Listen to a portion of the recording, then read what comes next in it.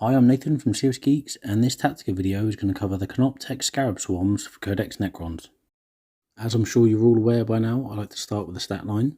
So, take a look at the Canoptek Scarab Swarms. They come in units of 3 to 9. It's an odd size. 3 is kind of understandable, but why it goes to 9 and not 10, I don't know. Anyway, models in this unit will have a movement of 10 inches. That is very fast. It's quite good. They have a weapon skill of a 4+, which is very standard for a lot of Xenos models. It's not particularly good, but it's okay. The ballistic skill is 0, or a dash, which is kind of understandable. They have no ability to shoot, and they probably never will do. Strength and toughness are 3. That's not brilliant. It's very, very average. In fact, the average is actually Space Marines, because most people have those armies, so it's actually below that average, but it's average in the kind of universe that we're looking at anyway. 4 wounds, which is very good. Each base has 4 wounds, which keeps them alive quite nicely, and they have 4 attacks each. This means that as the unit has quite a large number in them, potentially, they will score a lot of attacks against the opponent, which is what you want to hear.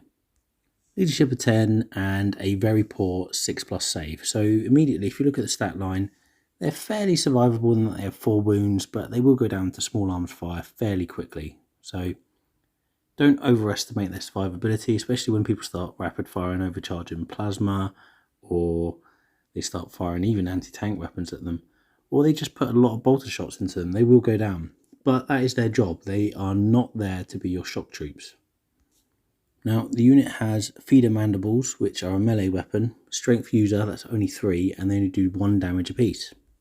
Saving grace for this is each time an attack is made with that weapon, so basically all the units attacked in melee, an unmodified hit roll of a 6 will automatically wound the target. So you can score a reasonable amount of wounds with a full unit or a decent sized unit mobbing something. This means they are more or less a threat that can't be ignored. Forcing armor saves on potentially large important targets is not something that anyone wants to do. So they're a unit that is quite fast, fairly survivable in that they have a lot of wounds to chew through, and they're going to soak up attention from the opponent. Now, the abilities are Living Metal, Reanimation Protocols, and Command Protocols. Living Metal, as we all know, is going to be quite nice to heal a wound a turn. That's not too bad. If you have a wound or 2 off, you could boost the unit up. Reanimation Protocols, I'm not a big fan of Reanimation Protocols in this edition. I think it's only good for 1 wound models, really. It does work for 2 wound models, kind of, but a unit of Scarab Swarms, they're not going to suffer loads of dead models all at once and be able to bring back any models anyway. Statistically, it's very unlikely you're going to bring back any models with this rule. It sucks for multi-wound models. It's there. You never know. You might get luckier than I do. Command Protocols, that means this unit is relevant to be able to benefit from them, and I will do a video on those at a later date, but I'm not the biggest fan of Command Protocols anyway. I know some people love them, but I just don't think they work very well in the army. Finally, the faction keywords, Necrons and Dynasty, that's what you'd expect. The basic keywords, Swarm, Fly, Canoptek, and Canoptek Scarab Swarms. So immediately we can see that these are a flying unit. They move quite fast, so they are very nimble on the table. They can get where you need them to go. This means that even a minimum sized unit can be a little bit crafty in that it can jump around the table and take objectives and table quarters and score you points, or a larger unit can do the same and last a bit longer. They are a Canoptek unit, which means they do have a little bit of combination with a Technomancer, so we'll move on to that because they don't have the core keyword, which is quite critical. A Technomancer is pretty much the only model that's going to support these, maybe a Chronomancer, I'll talk about that in a sec, but a Technomancer has the ability to have a Canoptek control node, which will give +1 to the attacker's hit roll if they're within 6 of him. However, this unit is very fast, and its job is going to be a skirmish unit away from your central battle line, so odds are the Technomancer is going to be nowhere near to be able to use this ability. A Technomancer can actually join alongside a Canoptek Scarab Swarm by having a Canoptek Cloak, which gives it a movement of 10 and the fly keyword. You're probably not going to do this because although you can repair a model D3 wounds a turn, that's kind of not what they're for. They're not really for that, Scarabs. Anyway, Chronomancers, they're the other unit that can support a Scarab Swarm. They can give the unit a 5-up invulnerable save. This can be quite handy. It's making a large number of wounds very difficult to remove with 5 up and vulnerable save, and it can be quite frustrating for the opponent. It could be a game winner if you're trying to hold an objective for a long period of time.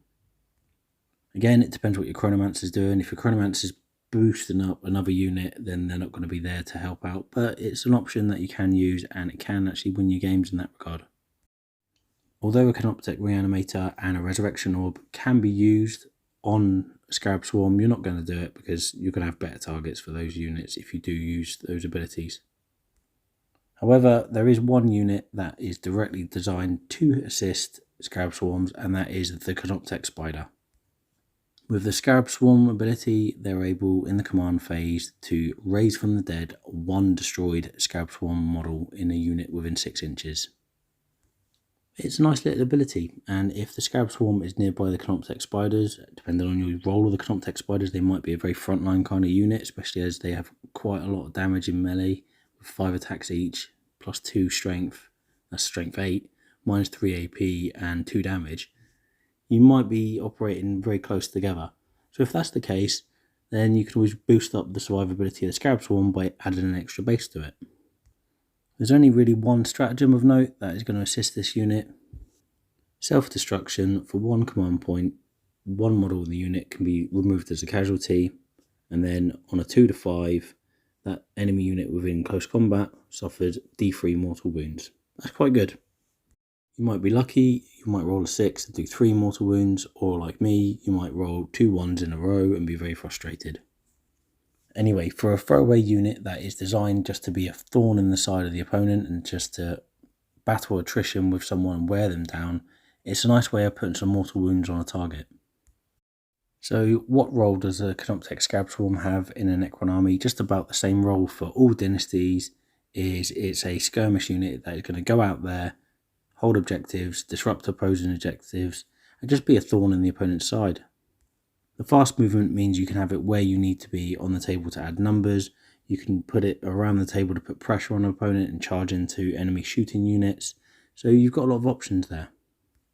Interestingly enough, I actually think 2 of the custom dynasties have the best bonuses for Canoptek Scarabs, and that is Eternal Conquerors, which is basically going to give them objectives secured. This could change with chapter approved, of course, but at the moment we don't know. But it's a very effective ability. It means you're going to have a really fast unit zooming around the table and potentially snatching objectives off people simply because their objective secured and the opponent has, say, an elite unit contesting that objective. The other ability I quite like is Rad Wreathed. It's an aura ability with a 1-inch range, which is essentially going to be melee for the most part. And it means that enemy units that aren't vehicles within that distance are going to be -1 to their toughness characteristic. That's actually a really nice ability. It means that the strength of 3, that is fairly low, is going to be wounded on a 4+ against a lot of targets, because a lot of targets are going to be toughness 4, they're going to go down quite nicely. And when you are against Eldari of any stripe or Astra Militarum, you're going to wound them on a 3+, which again, it's just with the mass amount of attacks that you can get from a Scarab Swarm, you're going to do a fair amount of damage that you might not normally expect. So there you have it. There's my take on Scarab Swarms. They're quite good. They're very good for dotting around the table and doing what you need to do. They're a utility unit in that regard. And I recommend them in all Necron army lists, regardless of dynasty. And I think most people will agree to that. Let me know what you think in the comments below. And I look forward to speaking to you all soon. Peace out.